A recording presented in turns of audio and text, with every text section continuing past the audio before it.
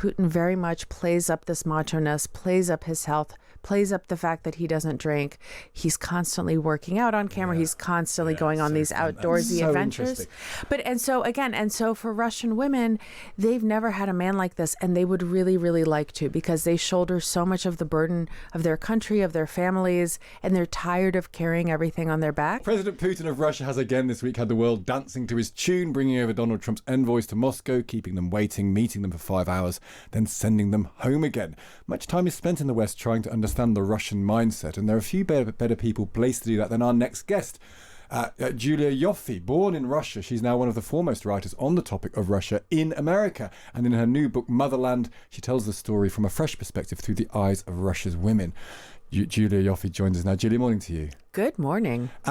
Our view of Russia, I think, on the geopolitical stage is very macho, very blokey, strongman stuff. Sort of Putin oozes out of his very pores this sort of macho self-identity. Is that a fair assessment of the Russian apparatus, the Russian state? Yes, and that is very, very intentional. And in part, it's, Putin strikes a contrast to his own countrymen. He's outlived most of them, because most Russian men don't live to retire at the age of 65. Really? Yeah. And so that's why he's so proud of his health and wants to cover up any sign of infirmity. Exactly. Well, I think there's also other things going on there. And I think a lot of dictators have this kind of germophobia and obsession with their own health and survival. I don't know if you remember the hot mic incident with Xi Jinping, where he talked about wanting to live till 150 through endless organ transplants. I remember the Macron meeting where Macron was sort of 50 feet away from the end of a very, very long table. Yeah. And he lived in isolation during COVID. But that's a whole other can of worms. But the macho image, we laugh in the West at the photos of Putin shirtless on a horse. But it's very, very intentional, because he is not like most Russian men.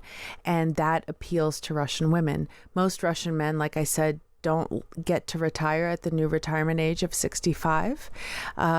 They live very unhealthy lives. They drink a lot. They eat a lot of things that Russians call salad, but we can call boiled vegetables covered in mayonnaise. They smoke a lot. They don't take care of their health. They are very reckless with their health and with their safety. And they're seen as kind of irresponsible, overgrown children, whereas Putin very, very much fosters this image of a disciplined, healthy, focused, action-oriented man. This really appeals to Russian women, because none of them have ever had a man like this. So there is a bunch of Russian women who are sort of enthralled to Putin, who would admire him. Yeah, by a bunch of Russian women, I would say the majority of them.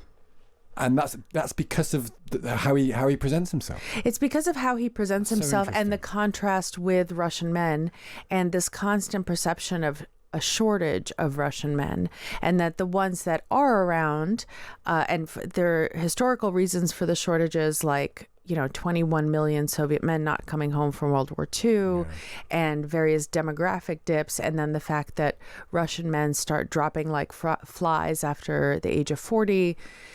Various wars that the Soviet Union and now Russia have been fighting, and to strike that contrast, Putin very much plays up this macho-ness, plays up his health, plays up the fact that he doesn't drink. He's constantly working out on camera. He's constantly going on these outdoorsy adventures. So for Russian women, they've never had a man like this, and they would really, really like to, because they shoulder so much of the burden of their country, of their families, and they're tired of carrying everything on their backs. So they want somebody like him, a man like him, to ease things for them. So how equal is Russian society? I'm interested, because you come from a line of strong women with important jobs. When you look at communist ideology, it is actually quite pro-feminist. And you look around communist countries, at least women in the workplace tends to be higher than in capitalist countries, at least back in the Cold War days. How equal a society has that left?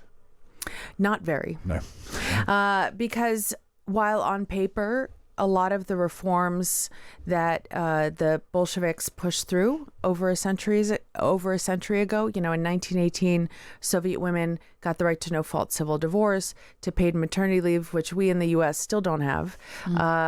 the ability to seek child support, even from a man who was not your husband, for payments starting when you were pregnant, legalization of abortion in 1920, access to free higher education.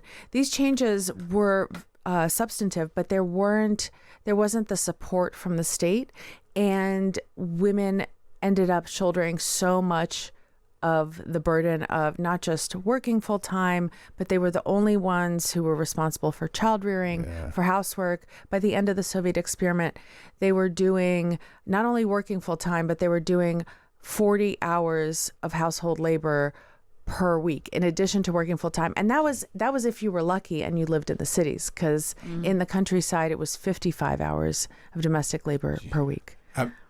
Is Putin secure, just before you go? I mean, it's a very big question with a very short answer, but is he secure with how he currently is then, do you think? I think so. Very much so. That's so interesting. Honestly, it's such an interesting perspective, which I've not heard before. And it's such a great book as well, Motherland. It was really great for you talking about it with us. Thank you so much for having me. It's so interesting. That's Motherland. Get this book, Motherland, the story of Russia from the perspective of Russia's women. And we talk a lot about Russia, not necessarily always getting under the skin of it. And this book will help you do that. It's Julie Ioffe there. Thank you so much.